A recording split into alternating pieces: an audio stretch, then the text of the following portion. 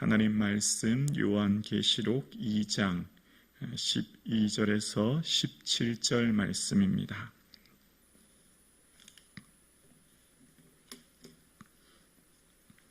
함께 고백드리겠습니다. 버가모 교회의 사자에게 편지하라. 좌우에 날쌘 검을 가지신 이가 이르시되 내가 어디에 사는지를 내가 아노니 거기는 사단의 권자가 있는 데라.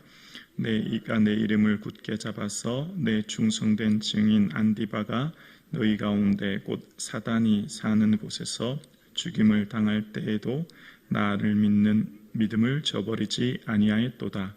그러나 내게 두어 가지 책망할 것이 있나니 거기 내게 발람의 교훈을 지키는 자들이 있도다. 발람이 발락을 가르치어 이스라엘 자손 앞에 걸림돌을 놓아 우상의 제물을 먹게 하였고 또 행음하게 하였느니라. 이와 같이 내게도 니골라당의 교훈을 지키는 자들이 있도다. 그러므로 회개하라. 그리하지 아니하면 내가 내게 속히 가서 내 입의 검으로 그들과 싸우리라. 귀 있는 자는 성령이 교회들에게 하시는 말씀을 들을지어다. 이기는 그에게는 내가 감추었던 만나를 주고 또 흰 돌을 줄 터인데 그 돌 위에 새 이름을 기록할 것이 있나니 받는 자 밖에는 그 이름을 알 사람이 없느니라. 아멘. 버가모 교회에 편지하는 말씀의 내용에 오늘 12절에 보면 버가모 교회 사자에게 편지하라. 좌우에 날쌘 검을 가지신 이가 이르시되 라고 시작하고 있습니다. 버가모는 황제의 총애를 받는 도시였고 그때 당시 총독은 검을 가지고 있었는데요. 이 총독에게는 정의의 검이라는 이름으로 재판을 수행할 수 있었고 그래서 황제가 사형을 집행할 수 있는 권한이 있게 된 이것을 가지고 의미하면서 좌우에 날쌘 검을 가지신 진정한 재판장은 예수 그리스도이심을 이야기하고 있는 겁니다. 그러니까 예수 그리스도가 진정한 재판장 되심을 이야기하면서 좌우에 날쌘 검을 가지신 이 바로 그분이 이제 버가모 교회에 말씀하고 계신다라는 것이죠. 성경에서 예수님께서 우리에게 검을 말씀하실 때는 에베소서 6장에 말씀하실 때처럼 말씀의 검이라는 표현이 나오죠. 사단과의 싸움에서 승리하게 하는 외부의 사단과의 싸움에서 우리의 무기가 검이 되게 하고 또한 성경에서 등장하는 검은 히브리서 4장 12절 말씀처럼 그 말씀은 심령과 골수를 찔러 쪼개는 말씀이 됩니다. 내 내면에 있는 쓴 뿌리, 자아, 옛 습관, 나의 잘못을 찔러 쪼개어 잘라내어 회복시키는 말씀이 검인 것이죠. 그러니까 검은 외부로서의 사단과의 싸움에서 승리하게 할 뿐만 아니라 내면의 쓴 뿌리를 제거하는 말씀이 검이 되고 그것이 곧 말씀인 것을 또한 그 말씀은 예수 그리스도께서 가시는 검이 되어서 심판주로 오신 예수 그리스도께서 그 말씀에 기초하여 우리를 심판하실 것을 말씀하시죠. 그러면서 이제 버가모 교회에 대해서 이야기하는데 13절입니다. 내가 어디에 사는지를 내가 아노니 거기는 사단의 권자가 있는 데라. 내가 내 이름을 굳게 잡아서 내 충성된 증인 안디바가 너희 가운데 곧 사단이 사는 곳에서 죽임을 당할 때에도 나를 믿는 믿음을 저버리지 아니하였도다. 버가모가 위치한 곳은 해발 300m의 높은 곳에서 지중해가 보이는 곳이었고요. 그래서 이곳에서는 이 많은 신전들, 특별히 이 황제의 신전이 있었고 그 황제의 신전을 비롯한 많은 신전들, 지혜의 신, 술의 신 디오니소스, 지혜의 신 아테네를 비롯한 주신인 제우스를 비롯해서 많은 신전들이 이곳에 있는, 그리고 이곳에서는 큰 도서관이 있었다고 합니다. 장사가 한 20만 권 정도 배치되어 있었다고 해요.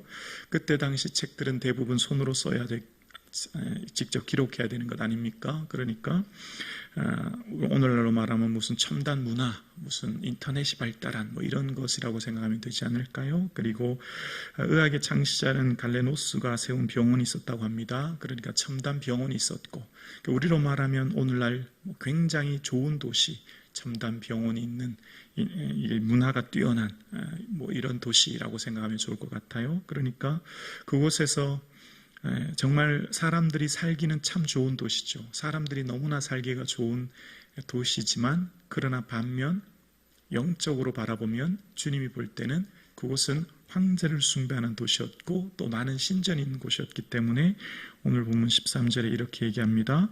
내가 어디에 사는지를 내가 아노니 거기는 사단의 권세가 있는 데라 라고 이야기합니다. 어디에 사는지 세상적인 관점으로 볼 때는 무척 살기 좋은 도시, 뛰어난 병원이 있고 도서관이 있고 문화적으로 뛰어난 여러 가지 많은 것들이 있어서 살기에는 무척 좋지만 그러나 주님이 볼 때는 사단의 권세가 있는 곳이다 라는 것이죠. 사단의 권세라는 말은 황제를 숭배하는 도시라는 의미이고 또한 그곳에서는 많은 신전이 있어서 많은 사람들이 이 신전에서 축제에서 그 신들의 우상 숭배하는 도시였음을 이야기합니다. 자, 그런데 13절 다시 중반부에 보면 내가 내 이름을 굳게 잡아서 내 충성된 증인 안디바가 너희 가운데 곧 사단이 사는 곳에서 죽임을 당할 때에도 나를 믿는 믿음을 저버리지 아니하였도다. 충성된 증인 안디바라고 하는 사람, 이 신약의 자료를 보면 이 학자들은 이 안디바를 버가모 교회 담임 목사로 봅니다. 그러니까 사도 바울이 세운 버가모 교회 다음 후임자로 안디바를 세웠고 그 안디바가 목회할 때 이 황제 숭배 사상이 있는 이 도시에서 순교하게 되는, 여러분 교회 담임 목사가 순교했다고 하는 것은 교회의 큰 어려움, 박해, 환란 아닙니까? 교회가 다 흩어질 위기 아니겠습니까? 어쩌면 담임 목사의 순교는 교회의 본보기로 보여준 것 아니겠습니까? 그런 상황, 그 담임 목사가 순교당하는 그 충성된 담임 목사인 안디바가 순교당했지만 그런데 어떻게 했냐면 죽임당할 때 나를 믿는 믿음을 저버리지 않았다는 겁니다. 그곳에 있는 버가모 교회 성도들이 그 믿음을 지켰다는 거예요. 그러니까 대단한 것 아닙니까? 교회의 순교가 일어나게 되고 교회의 지도자가 순교당하는 이 상황 가운데서도 이 초대교회 버가모 성도들은 그런 상황 가운데서도 이 믿음을 지켜내는 정말 대단한 믿음을 가지게 되었다는 겁니다. 자, 그런데 어떤 사람에게도 어떤 교회에게도 완벽하진 않지요. 늘 약점이 있지 않습니까? 14절에 말합니다. 그러나 내게 두어 가지 책망할 것이 있나니 거기 내게 발람의 교훈을 지키는 자들이 있도다. 발람이 발락을 가르쳐 이스라엘 자손 앞에 걸림돌을 놓아 우상의 제물을 먹게 하였고 또 행음하게 하였느니라 라고 이야기합니다. 민수기 22장의 이하의 내용을 인용해서 이야기합니다. 모압 왕 발락이 복채를 주어서 뇌물을 주어서 발람에게 저 이스라엘 좀 저주해라 그렇게 부탁하지 않습니까? 그런데 하나님의 영이 임해서 저주가 아닌 축복을 하게 되고 그때 이제 이 발람이 그때 당시 뛰어난 이방 세계에서 뛰어난 주술사인 발람이 모압 왕 발람에게 계략을 얘기합니다. 그 계략 중에 하나가 이제 시딤에 있는 모압 여인들이 있으니 그들과 이스라엘 백성들이 가서 그 모압 여인들과 함께 잔치에 참여하도록 하는 것인데 그대로 정말 이스라엘 백성들이 시딤에 있는 모압 여인들과 함께 그 잔치에 참여하여 행음하게 되고 그 우상을 숭배하게 되는 그런 모습이 있게 되죠. 그래서 연병으로 24,000명이 죽게 되는 것을 이제 인용한 모습입니다. 그러니까 지금 이 오늘 본문에 나타난 버가모 교회 성도들이 이 순교하는 사람들을 보면서 굳이 그렇게 살 필요가 있느냐?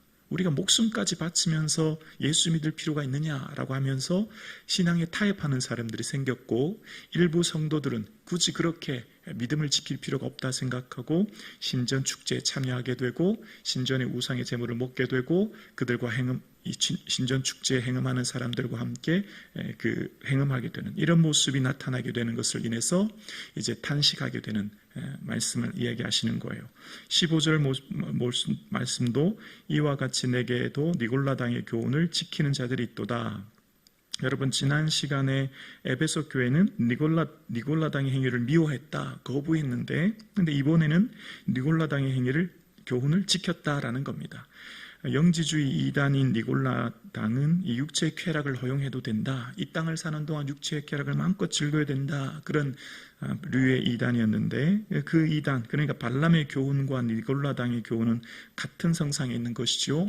그러니까 세상에 타협하고 그들의 문화에 동화되어서 그렇게까지 목숨을 바치면서 신앙생활을 할 필요 있겠는가라고 하는 것에서 이제 동화되어 살아가는 사람들에게 말씀하시는 겁니다. 우리의 삶 가운데 이 지금까지 교회를 살펴보고 있습니다. 교회를 살펴보면서 교회마다 이 책망과 칭찬이 등장할 때 완벽한 교회는 없다라고 하는 것을 알게 되고, 또 교회마다 그 약점이 있다는 것을 알게 됩니다. 여러분, 순교를 각오할 정도로 믿음을 지켰던 성도들이 있지만, 반면 그렇게까지 목숨을 바치면서 순교할 필요가 있겠는가라고 하면서 이 세상과 타협하는 성도가 나뉘어지듯이, 교회 공동체, 이 버가모 교회처럼 뛰어난 교회도 그런 약한 모습이 있었던 것을 봅니다. 여러분, 우리 모두에게는 다 약한 점이 있지 않습니까? 다윗이 57kg의 갑옷을 입은 골리앗을 작은 물맷돌 하나로 넘어뜨리는 믿음을 가졌지만, 이후에 밧세바와 행음하는 이런 연약한 모습이 있었지 않습니까? 이스라엘 백성들이 60만이나 되는 수많은 사람들, 장정만 60만이니까 사실 4인 가족으로 보면 240만이에요. 그런 240만 명이 넘는 많은 사람들이 누구의 말에 넘어졌죠? 12명의 정탐 보고할 때 10명의 말에 다 넘어졌습니다. 6만 분의 1인가요? 아주 극소수의 사람들의 말에 수십만 명이 휩쓸린 거예요. 교회 공동체라고 하는 것은, 어렵게 하는 것은 많은 사람들이 힘드는 것이 아니라 한두 사람, 몇몇 사람이 교회를 흔들고 어렵게 하는 것을 봅니다. 마찬가지 우리 개인적으로도 개인에게는 약한 점이 있게 마련이고, 그 약한 부분이 거의 대부분은 하나님 보시기에 옳지만 작고 사소한 부분에서 주님 보시기에 약한 점이 우리에게는 있어서 그것을 우리를 어렵게 하고 우리를 넘어뜨리게 하는 것을 보게 되지요. 그런 모습 속에서 이 버가모 교회도 정말 순교를 다짐하면서 믿음을 지켰지만, 그러나 몇몇 성교들은 그 당시 세상의 문화에 타협하여 살아감으로 주님 마음을 아프게 했던 것을 보게 됩니다. 그래서 말씀합니다. 16절에 그러므로 회개하라. 그렇지 아니하면 내가 내게 속히 가서 내 입의 검으로 그들과 싸우리라. 심판하실 것을 말씀하십니다. 그러면서 17절입니다. 귀 있는 자는 성령이 교회들에게 하시는 말씀을 들을지어다. 이기는 자에게는 내가 내게 감추었던 만나를 주고 또 흰 돌을 줄 터인데 그 돌 위에 새 이름을 기록할 것이 있나니 받는 자 밖에는 그 이름을 알 사람이 없느니라. 이 17절 말씀을 밑줄을 긋고 더 깊이 묵상했으면 좋겠습니다. 자, 이제 귀 있는 자는 성령이 교회에게 하시는 말씀을 들을지어다 말씀하시면서 이야기하십니다. 순교의 위기 속에서도 믿음을 굳건하게 지키고 이기는 자에게는 감추었던 만나를 준다는 겁니다. 만나는 여러분 아시는 것처럼 구약의 광야에서 먹었던 매일의 하늘에서 내려주시는 만나였고, 지금 이 감추었던 만나인 숨겨져 있던 예수 그리스도를 예표하는 것이요, 예수 그리스도를 통한 영생의 은혜를 주시는 것을 말씀하시는 거죠. 그러니까 지금 이 감추었던 만나를 먹는 사람들은 예수 그리스도를 통해 영생을 선물로 받을 것임을 이야기하고 있는 거예요. 그러면서 17절 후반절에 또 흰 돌을 줄 터인데 그 돌 위에 새 이름을 기록할 것이나니 받는 자 밖에는 그 이름을 알 사람이 없느니라 라고 이야기합니다. 이때 당시 흰 돌은 여러 가지 용도로 쓰였는데, 대표적으로 이 재판할 때 재판 후에 무죄가 판결되면 이 재판장은 그 죄인에게 무죄라고 할 수 있는 흰 돌을 주었다는 겁니다. 그럼 그 흰 돌 위에 그 사람의 이름을 새겨 주어서 이 사람 죄인이 아닌가라고 했을 때 그 흰 돌 위에 새겨진 자기 이름을 보여주면서 나는 무죄다, 나는 죄가 없다, 이렇게 보여줬다는 거예요. 그러니까 여기에 흰 돌 위에 새 이름을 기록해 준다는 것은 흰 돌 위에 내 이름이 기록되는 것이 아니라 흰 돌 위에 예수 그리스도의 이름을 새겨주는 것이죠. 예수 그리스도의 이름이 새김 받은 자들은 그 받는 것으로 인해서 우리는 죄에서 자유함 얻는 은혜를 선물로 받게 되고, 그래서 그 받는 자 밖에는 알 수 없다 이야기합니다. 여러분, 우리가 신앙생활 할 때 우리의 기쁨이 어디 있죠? 우리가 주님 앞에 예배하고 또 기도하고 하나님 앞에 깊은 은혜를 체험하면 그 깊은 은혜는 세상이 주는 것과 차원이 다르지요. 그리고 그 은혜는 다른 사람이 알 수가 없어요. 그렇지 않습니까? 우리가 오늘도 이 새벽에 나와 주의 은혜를 사모하고 하나님 앞에 깊은 기도의 은혜 속에 거하게 되면 성령의 충만한 은혜와 그 내주 역사하심의 은혜를 인하여서 정말 말할 수 없는 평강의 은혜를 얻게 되고, 정말 언어로 형용할 수 없는 깊은 은혜를 체험하게 돼요. 그런데 이것은 다른 사람이 알 수 없죠. 다른 사람에게 어떻게 표현할 수가 없는 은혜예요. 그래서 우리가 주님 앞에 오늘도 예배하는 것이고, 그래서 오늘도 우리가 주님께 기도하는 것이죠. 세상 사람이 알 수 없는 은혜, 세상 사람들이 알 수 없는 그 큰 은혜를 오늘도 우리는 주시기에, 그 은혜 속에 거하기에 우리는 이 고난의 세월, 고난 많고 환난 많은 이 세상을 이겨내는 것입니다. 바로 이 받는 자밖에는 알 수 없는 이 은혜, 이 은혜를 우리에게 주시기에 오늘도 우리는 예배하며 믿음으로 살아가는 것이지요. 이 세상을 살아가는 동안 정말 이 버가모 교회처럼 환난과 어려움이 많고, 어쩌면 우리가 주를 위해 살아가는 것이 믿음의 길이 손해와 희생을 감수할 수 있고, 이것을 인해 우리에게 어려움이 있지만, 그러나 오늘도 우리가 주님께서 주시는 이 은혜, 받는 자밖에는 알 수 없는 이 은혜를 주시기에 오늘도 우리는 주를 예배하는 것입니다.